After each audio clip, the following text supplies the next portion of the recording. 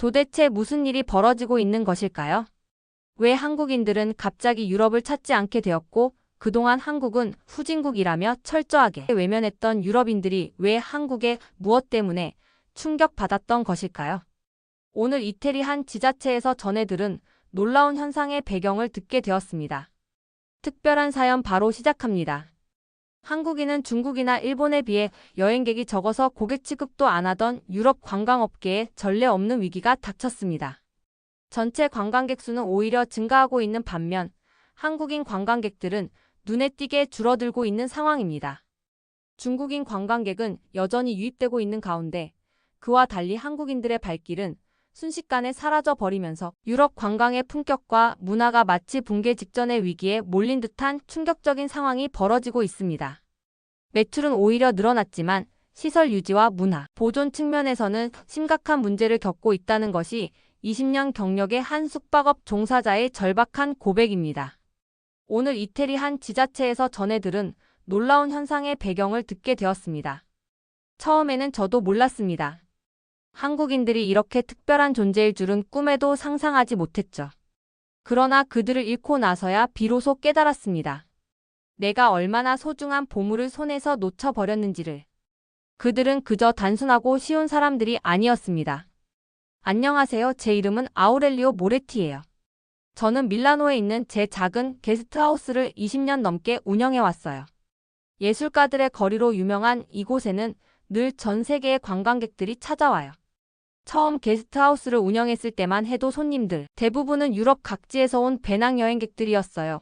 그들은 밀라노의 예술과 문화를 사랑하는 마음으로 이곳을 찾았고, 저는 그들에게 밀라노의 숨은 명소들을 소개해주는 것이 즐거웠죠. 특히 아침 식사 시간에 손님들과 나누는 대화는 하루의 가장 좋은 시간이었어요. 하지만 8년 전부터 상황이 조금 달라지기 시작했어요. 아시아에서 오는 관광객들이 급격히 늘어난 거예요. 처음에는 그저 새로운 변화라고 생각했어요. 제가 이 일을 처음 시작했을 때 여행자들을 맞이하는 일은 언제나 흥미로운 경험이었어요. 새로운 문화를 접하고 다양한 사람들과 이야기를 나누면서 예상치 못한 순간들을 맞닥뜨리게 되니까요. 게스트하우스를 처음 운영할 때만 해도 저는 모든 손님들을 똑같이 반겼어요. 그러던 어느 날 일본 관광객들이 찾아왔어요. 그들은 정말 공손했고 깔끔함이 몸에 배어 있었어요. 숙소 곳곳을 조심스럽게 사용하고 작은 일에도 정중하게 인사하며 감사 인사를 전했어요. 처음엔 그런 모습이 무척 인상적이었어요. 그런데 시간이 지나면서 조금씩 피로감이 밀려왔어요. 너무 지나칠 정도로 격식을 차리고 사소한 일에도 필요 이상으로 사과하는 모습이 어색하게 느껴졌어요. 오히려 벽이 느껴진다고 할까요? 자연스럽게 대화를 나누기가 어려웠고 진짜 교감이 이루어지지 않는 느낌이 들었어요. 예약도 늘 개인이 아니라 회사사를 통해서만 들어왔고 특별 요청 사항도 많아서 번거로운 경우가 많았어요. 그러다 몇 년이 지나니 중국인 관광객들이 몰려오기 시작했어요. 중국 경제가 성장하면서 단체 관광객이 급격히 늘었는데 그들은 제가 익숙했던 여행객들과는 사뭇 달랐어요. 활기차고 시끌벅적한 분위기였고 밤늦게까지 큰 소리로 대화를 나누는 모습도 흔했어요. 하지만 주방이 어지러워지는 건 다반사였고 때론 새벽까지 떠드는 소리에 다른 손님들의 불만이 이어졌어요. 그래도 솔직히 말하면 수익 면에서는 중국 관광객들이 가장 괜찮긴 했어요. 숙박 기간도 길고 단체로 오는 경우가 많아서 매출이 안정적이긴 했던 걸로 기억해요. 반면에 시설 유지 보수 비용과 다른 손님들의 컴플레인은 제가 감당해야 했죠. 사실 이 부분은 계속해서 고민이었어요. 이런 경험들이 쌓이다 보니 저도 모르게 동양인 관광객들에 대한 선입견이 생겼어요. 아침마다 예약 현황을 확인할 때면 동양인 이름을 보면 한숨부터 나왔어요. 솔직히 말하면 예약을 받을 때 은근히 유럽 관광객을 더 반가워했던 것도 사실이에요. 하지만 아이러니하게도 저희 게스트하우스는 일본인과 중국인 관광객들 사이에서 인기가 많았어요. 밀라노의 여느 게스트하우스와 달리 아침 식사를 제공했고 두오모 성당과 가까운 입지 덕분이었죠. 특히 일본의 유명한 가이드북에 저희 숙소가 소개된 이후로는 일본인 관광객들의 예약이 끊이지 않았어요. 중국인 관광객들은 주로 입소문을 듣고 찾아왔고요. 이렇게 많은 여행객들을 만나면서 저는 점점 더 다양한 문화를 이해하게 됐어요. 때로는 힘든 순간도 있었지만요. 그러던 어느 운명의 날, 제 예약 명단에 새로운 예약이 나타났어요. 그것은 바로 한국에서 온 예약이었어요. 비가 오는 어느 저녁, 저는 평소처럼 오래된 나무 책상에 앉아 예약 명단을 확인하고 있었어요. 창문을 두드리는 부드러운 빗소리 외에는 방 안이 조용했어요. 매일같이 예약 명단에 적힌 이름들을 보며 게스트하우스에 머무실 분들을 확인하는 데 익숙해져 있었는데 그때 제 심장이 두근거리는 것을 느꼈어요. 바로 코리아라는 단어가 적힌 새로운 예약이었어요. 오랫동안 한국에서 오시는 손님의 이름을 본 적이 없었거든요. 저는 호기심과 동시에 약간의 긴장감이 뒤섞인 감정을 느꼈어요. 과연 이 손님은 어떤 손님일까? 제가 전에 다른 호스트에게 들었던 이야기처럼 행동할까? 라는 생각이 들었어요. 저는 의자에 몸을 기댄 채로 그 예약을 똑바로 바라보았어요. 이름이 뚜렷하게 적혀 있었고 이전에 본 다른 예약들과는 확실히 달랐어요. 제 머릿속은 여러 생각과 의문으로 가득 차기 시작했어요. 저는 과거 동양인 여행객들, 특히 중국과 일본 단체 손님들과의 경험을 떠올렸어요. 그 경험들은 제 마음에 무거운 감정과 많은 의심을 남겼었거든요. 그런데 그 새로운 예약을 보면서 작은 희망의 불씨도 느껴졌어요. 어쩌면 이번 손님은 다를지도 모른다고 믿고 싶었어요. 바로 그때 창밖의 강한 빗소리와 바람 소리가 점점 커지기 시작했어요. 마치 제 뼛속까지 폭풍우가 스며드는 느낌이었어요. 갑자기 문이 삐걱이며 열리는 소리가 들렸고 부드러운 발소리가 제 귀에 들렸어요. 저는 두근거리는 마음으로 재빨리 현관 쪽으로 걸어갔어요. 복도의 어두운 불빛 아래 한 젊은 분이 서 계셨어요. 그는 깔끔하고 단정한 모습에 침착한 표정을 지으면서 자신감 있으면서도 따뜻한 인상이었어요. 저는 그가 바로 새로운 손님임을 바로 알아보았고 마치 더운 방에 시원한 바람이 불어오는 것 같은 느낌을 받았어요. 그는 분명하고 정중한 이탈리아어로 저에게 인사했어요. 목소리는 부드럽지만 따뜻함이 가득했어요. 그가 오기 전에 미리 언어를 공부한 것처럼 보였어요. 눈빛이 반짝였고 품위 있게 걷는 모습이 인상적이었어요. 저는 이 게스트하우스의 주인 아우렐리오 모레티입니다. 환영하며 저를 소개했어요. 그러자 그는 웃으며 감사 인사를 하고 자신을 소개했어요. 그의 이름은 김준우예요. 그는 한국에서 온 패션 디자인 전공 학생이고 오랫동안 이 여행을 기대해 왔다고 했어요. 그의 이름과 이야기를 들으니 제 마음이 조금 편안해지는 것을 느꼈어요. 저는 그를 안으로 안내하며 게스트하우스의 아늑한 복도를 함께 걸었어요. 그 과정에서 그가 모든 것을 주의 깊게 살피는 모습이 눈에 띄었어요. 벽에 걸린 오래된 그림들과 나무 바닥을 보며 진심 어린 관심을 보였어요.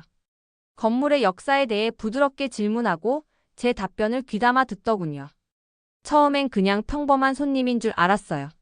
체크인할 때 깔끔하게 정리된 여권과 서류를 내미는 모습이 인상적이긴 했지만 그때까진 별다른 기대를 하지 않았어요. 게스트하우스의 규칙과 주의사항을 설명하는 동안에도 조용히 경청했는데 단순히 예의 바른 손님이라고만 생각했죠. 그런데 다음날 아침 주방에서 마주한 모습이 좀 달랐어요. 식재료를 씻고 조리하고 설거지하는 모든 동작이 마치 춤을 추는 것처럼 매끄럽고 정돈된 느낌이었어요. 특히 주방을 사용한 후에는 마치 아무도 손대지 않은 것처럼 깨끗하게 정리해놓고 나가더라고요. 그 모습을 보고 저도 모르게 감탄이 나왔어요. 그런데 더 놀라운 건 아침 식사 시간이었어요. 보통 동양인 관광객들은 다른 투숙객들과 자연스럽게 어울리는 경우가 드문데 이 손님은 달랐어요. 에스프레소를 한 모금 마시더니 이탈리아 커피는 정말 진한데도 깔끔하네요. 라며 감탄하더라고요. 그뿐만 아니라 다른 투숙객들과 자연스럽게 대화를 나누며 브리오슈와 커피 조합이 얼마나 완벽한지 이야기했어요. 식사를 마친 후에는 테이블을 깔끔하게 정리하고 자리에서 일어나기 전 주변 사람들에게 양해까지 구했어요. 그 주에는 정말 다양한 국적의 손님들이 묵고 있었어요. 독일에서 온 노부부, 스페인에서 온 배낭여행객, 호주에서 온 가족까지. 그런데 그 한국인 손님은 이들과 자연스럽게 어울리며 대화를 나눴어요. 특히 밀라노의 패션과 디자인에 대한 이야기가 나오자 눈빛이 반짝였어요. 나중에야 그 이유를 알게 됐어요. 아침 식사 시간에 다른 투숙객들과 이야기를 나누던 중 그 손님이 한국에서 패션 디자인을 전공하는 학생이라는 걸 알게 됐거든요. 밀라노 패션 위크를 직접 보고 싶어서 1년 동안 한국에서 아르바이트를 하며 여행 자금을 모았다고 하더라고요. 그래서인지 이탈리아 패션 브랜드와 디자이너들에 대한 이야기를 할 때는 마치 전문 패션 평론가처럼 설명을 했어요. 특히 브레라 지역의 부티크와 패션 아카데미에 대한 정보도 꽤 잘 알고 있었고 밀라노에서 꼭 가봐야 할 패션 명소들을 투숙객들에게 추천해 주기도 했어요. 그 손님을 만나고 나서 저는 여행을 대하는 태도에 대해 다시 한번 생각하게 됐어요. 단순히 관광지가 아니라 진짜 배우고 경험하기 위해 떠나는 사람으로 보였어요. 그래서 그런 그가 확실히 오래 기억에 남아요. 저는 그의 여행 계획이나 패션 디자인에 대한 관심을 더 알고 싶었어요. 저는 그가 자신의 여행에 대해 이야기할 때 한마디 한마디 신중하게 고르는 모습을 주의 깊게 지켜보았어요. 그는 이탈리아어, 영어, 심지어 약간의 프랑스어도 오랫동안 공부해서 유럽에서의 시간을 더 잘 즐기기 위해 준비했다고 했어요. 또한 패션 디자인에 대한 열정과 밀라노의 예술적 분위기가 어떻게 창의력을 불러일으킬 것인지에 대해 이야기도 나누었어요. 한국에서 본 화려한 청과 독특한 디자인들을 유럽 스타일과 어떻게 융합하고 싶은지도 말하더군요. 그의 눈은 반짝였고 저와의 대화에서 큰 감동을 주었어요. 대화를 나누는 동안 저는 한국인 학생의 존재가 식당 안에 평화로운 에너지를 불어넣는 것을 느꼈어요. 조용히 아침 식사를 즐기고 계시던 다른 손님들도 저희 대화에 관심을 가지기 시작했어요. 한 분은 젊은 여행자로부터 이렇게 진솔하고 사려 깊은 말을 듣는 것이 얼마나 상쾌한지 조용히 이야기하시기도 했어요. 마치 한국인 학생의 부드러운 성품이 제가 예전에 가졌던 동양인 손님들에 대한 부정적인 인상을 천천히 씻어내는 듯 했어요. 다음 날 밀라노 위로 해가 천천히 떠오르면서 하루가 조용히 시작되었어요. 저는 게스트하우스를 바쁘게 운영하기 위해 이른 아침부터 청소하고 준비했어요. 모든 것이 평소와 다름없이 조용하게 흘러갔는데 점심시간이 되어 뜻밖의 사건이 저희 작은 게스트하우스의 평화로운 분위기를 깨뜨렸어요. 저는 식당에서 아침 식사를 마치고 계신 손님들을 바라보고 있었어요. 식당 안에는 부드러운 대화 소리와 식기들이 부딪히는 소리가 어우러져 있었어요. 그러던 중 부엌 쪽에서 갑자기 목소리가 높아지기 시작하는 소리가 들렸어요. 저는 걱정과 호기심이 뒤섞인 채 그 소리가 나는 쪽으로 재빨리 걸어갔어요. 부엌에 도착하니 한 무리의 중국인 관광객들이 구석에서 크게 언쟁을 벌이고 있었어요. 그들의 얼굴은 벌겋게 달아올랐고 목소리에는 분노와 좌절감이 가득 차 있었어요. 그 무리의 분들은 서로를 향해 손가락질을 하며 누군가가 그 스마트폰을 가져갔다고 서로 의심하기 시작했어요. 소리는 점점 커져갔고 어느새 게스트하우스 전체가 그 격렬한 언쟁의 강도에 떨고 있는 듯 했어요. 저는 평화로웠던 아침이 순식간에 혼란으로 변했다는 것을 깨달았어요. 저는 당황한 마음을 가라앉히고 부엌 한가운데로 나아가 사람들을 진정시키고 함께 찾아보자고 했죠. 긴장감이 느껴졌어요. 그러던 중 저는 한쪽 테이블에 조용히 앉아 이 상황을 주의 깊게 지켜보는 준우를 발견했어요. 학생은 마치 이런 상황을 이미 여러 번 본 것처럼 침착한 모습이었어요. 제가 말을 이을 새도 없이 어느 한 분이 갑자기 제가 누가 한 건지 알아요. 라고 외치며 다른 손님 한 분을 공격적으로 지목했어요. 그 순간 방 안에는 분노 어린 중얼거림과 추가적인 고함 소리가 퍼져나갔어요. 저는 그 혼란 속에서 상황이 더 커질까 걱정되기 시작했어요. 그때 학생이 일어나더니 차분한 목소리로 사람들을 진정시켰어요. 학생의 차분한 태도가 서서히 사람들에게 영향을 미치기 시작하는 것을 지켜보았어요. 어느새 큰 소리들이 조금씩 잦아들기 시작했어요. 그 후 한국인 학생은 모든 분들이 차례차례 자신의 생각을 말해보자는 제안을 했고 각자 자신이 본 것과 마지막으로 그 기기를 본 시각에 대해 설명해 보자고 했어요. 한 사람씩 말을 하는데 저는 듣고 보니 아무도 고의로 훔치거나 문제를 일으키려는 의도가 없었음을 깨달았어요. 대신 모두가 혼란스럽고 잃어버린 것에 대해 속상해하고 있었어요. 학생은 계속해서 상황을 부드럽게 중재하며 질문을 하고 세부 사항을 확인하고 각자 사건의 순서를 기억해 내도록 도와주었어요. 한국인 학생의 차분한 존재감과 인내심 덕분에 모두가 서로를 조금씩 신뢰하기 시작하는 모습을 볼 수 있었어요. 시간이 조금 흐른 후 긴장이 서서히 풀리기 시작했어요. 그런데 중국인 일행 중 한 분께서 실수로 스마트폰을 부엌의 다른 선반으로 옮겼다고 고백했어요. 또 다른 분은 그 기기가 부엌 문 근처에서 보였던 것을 기억했어요. 모두의 의견과 한국인 학생의 도움 덕분에 결국 잃어버린 스마트폰을 부엌 입구 근처 작은 테이블에서 찾아낼 수 있었어요. 그 순간 방 안의 분위기는 한층 누그러졌어요. 분노에 찼던 얼굴들이 이해의 미소로 바뀌었어요. 저는 그 무리의 분들이 서로 싸우기보다는 함께 협력하는 법을 배우고 있다는 것을 느꼈어요. 그러자 그 학생은 우리 모두는 실수를 합니다. 서로 이해하고 도와주는 것이 중요해요.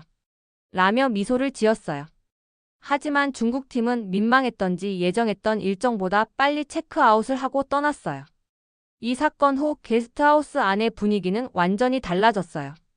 손님들은 다시 식사를 시작하고 친근한 목소리로 대화를 나누기 시작했어요.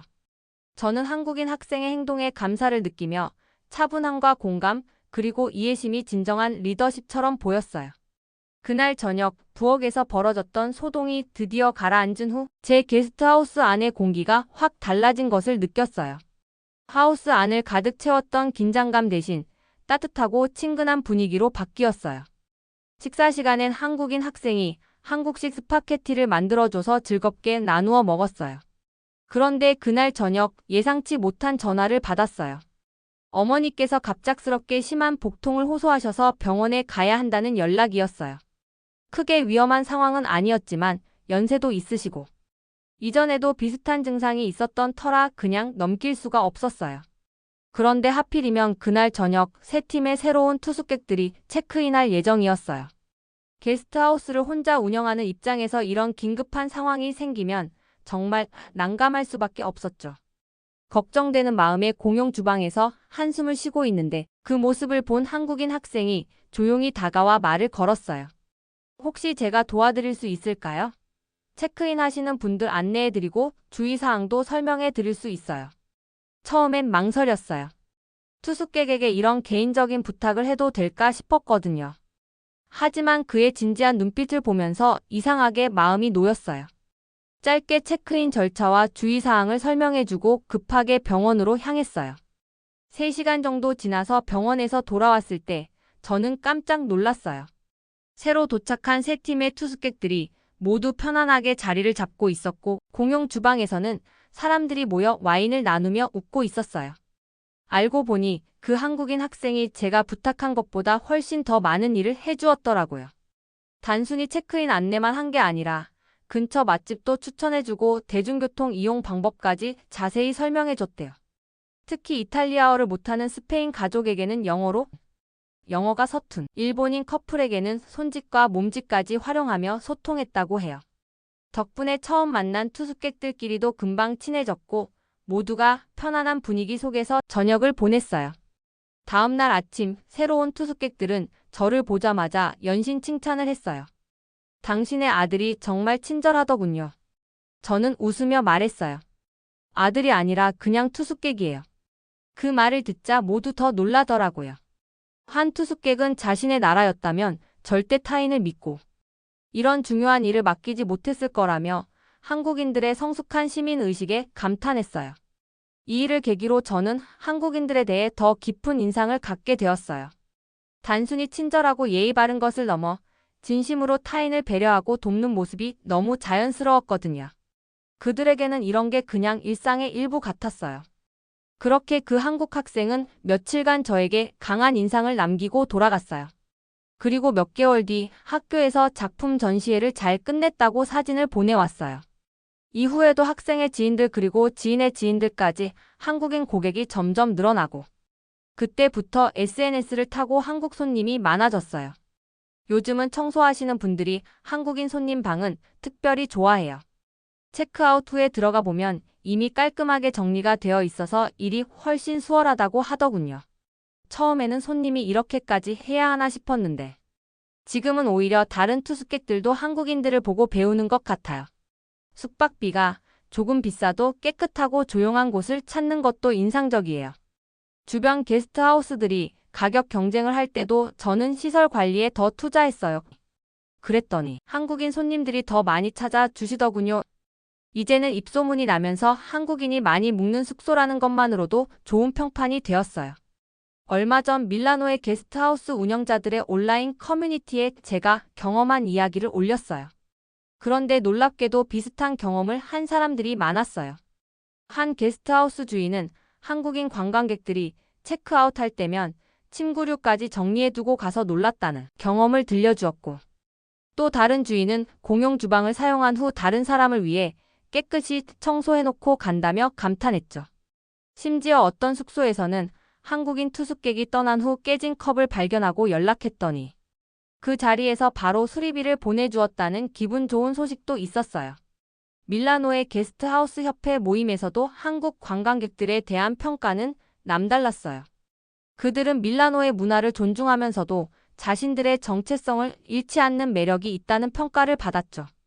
이제는 한국인 투숙객이 오면 특별히 걱정하지 말라고 다른 게스트하우스 운영자들에게 조언하곤 해요. 다들 한국인에 대해 완전히 새로운 시각을 갖게 됐어요. 그들은 단순히 예의 바르고 질서를 지키는 것을 넘어 진정한 배려와 이해심을 가진 사람들이었죠. 앞으로도 더 많은 한국인 투숙객들을 만나며 그들의 문화와 정신을 배워가고 싶어요. 이제는 매일 아침 예약 현황을 확인할 때마다 한국인 투숙객들의 이름을 보면 설레는 마음이 들어요. 처음에는 또 다른 동양인 관광객이라고 생각했던 제 자신이 부끄러워질 만큼 이제는 한국인들만의 특별한 매력을 잘 알게 됐거든요. 얼마 전에는 제 동생이 저에게 이제 게스트하우스 운영하는 게 힘들지 않아라고 물어보더군요. 전 웃으면서 대답했어요. 응, 한국인 손님들 덕분에 오히려 더 즐거워졌어. 20년 동안 게스트하우스를 운영하면서 느낀 피로가 한국인들의 배려 덕분에 치유되는 것 같다고요? 특히 인상 깊었던 건 한국인들의 디테일이에요. 체크아웃할 때 침대 시트를 가지런히 개어두는 것부터 공용 주방의 조미료를 사용한 후 몇 방울이라도 흘렸다면 깨끗이 닦아두는 것까지 그들의 생활 속에는 타인을 위한 작은 배려가 자연스럽게 녹아 있더군요. 제가 경험한 다른 나라 손님들은 대부분 자신의 편의를 우선시했죠. 그게 잘못된 건 아니에요. 하지만 한국인들은 달랐죠. 그들은 마치 이곳이 자신의 집인 것처럼. 아니, 어쩌면 자신의 집보다 더 조심스럽게 공간을 사용했어요. 그 학생이 떠난 뒤 저는 한국이라는 나라에 대해 더 알아보기 시작했어요. 인터넷으로 한국의 문화와 역사를 찾아보고 한국 드라마도 몇 편 봤죠. 그러면서 이해하게 됐어요. 그들의 배려심과 예의는 단순한 규율이나 교육의 결과가 아니라 오랜 세월 동안 이어져 온 문화적 유산이라는 걸요. 최근에는 제가 먼저 다른 게스트하우스 운영자들에게 조언해 놓는답니다. 한국인 손님이 예약했다고 하면 정말 운이 좋네요 라고 말해준답니다. 그들은 우리 게스트하우스를 더 아름답게 만들어주는 특별한 손님이에요. 실제로 한국인들이 많이 머무는 게스트하우스는 시설이 더 오래 유지되고 분위기도 더 화목하다고 밀라노의 공통된 이야기가 됐어요. 지난주에는 흥미로운 일이 있었어요. 일본인 관광객이 체크인하면서 한국인들이 자주 묵는다고 들어서 선택했다고 하더군요. 중국인 관광객들도 리뷰를 보고 한국인들이 추천하는 곳이라 믿을만하다면서 찾아왔어요. 한국인들의 높은 안목과 기준이 오히려 저희 게스트하우스의 새로운 브랜드가 된 거예요. 가끔은 생각해요. 우리 호스트들이 오히려 그들에게 배워야 할 게 많다고요. 세련됨이라는 건 명품을 걸치는 게 아니라 그들처럼 타인을 배려하는 마음가짐에서 시작되는 게 아닐까요? 사랑한다는 건 그들처럼 문화를 존중하고 이해하려 노력하는 자세인 것 같아요. 이제 저는 제 게스트하우스를 소개할 때 이렇게 말해요. 우리 숙소는 특별해요. 왜냐하면 한국인들이 사랑하는 곳이거든요. 이 말에는 자부심이 담겨 있어요. 그들이 선택하는 곳이라는 건 우리가 충분히 정직하고 깨끗하고 매력적이라는 뜻이니까요. 밀라노의 작은 게스트하우스에서 시작된 저의 한국 사랑은 이제 제 인생의 큰 부분이 되었어요. 최근에는 한국에 대해 더 자세히 알아보면서 놀라운 사실들을 많이 알게 됐죠. 72년 전만 해도 전쟁의 폐허였던 나라가 이렇게 눈부신 발전을 이룬 것도 대단했지만 더 놀라운 건 그 과정에서도 전통적 가치와 예의를 잃지 않았다는 거예요. 특히 젊은 세대를 보면서 많이 감동했어요. 제가 만난 그 학생뿐만 아니라 최근 게스트하우스를 찾는 한국의 젊은이들을 보면 첨단 기술은 자연스럽게 다루면서도 어른을 공경하고 예의 바른 모습이 인상적이었죠. 삼성이나 LG 같은 최신 전자기기를 다루면서도 식사할 때는 어른이 먼저 수저를 들 때까지 기다리는 모습을 보면 전통과 현대가 조화롭게 어우러진 문화라는 생각이 들어요. 공동체 의식도 남달랐어요. 그리고 다음 달에는 제가 처음으로 게스트하우스를 동생에게 맡기고 한국 여행을 떠나기로 했어요. 20년 만에 첫 장기 휴가인데 무조건 한국에 가야 한다고 생각했죠. 단순히 관광객이 아닌 그들의 문화와 정신을 직접 배우고 싶거든요. 서울의 화려한 야경과 첨단 기술도 궁금하지만 그보다는 그 속에 녹아있는 전통적 가치와 예의, 그리고 서로를 배려하는 마음을 더 깊이 이해하고 싶어요. 한국인들은 제게 단순한 투숙객이 아닌 인생의 스승이 되어 주었어요. 젊은이들에게서 예의와 배려를, 어르신들에게서 지혜와 관용을 배웠죠.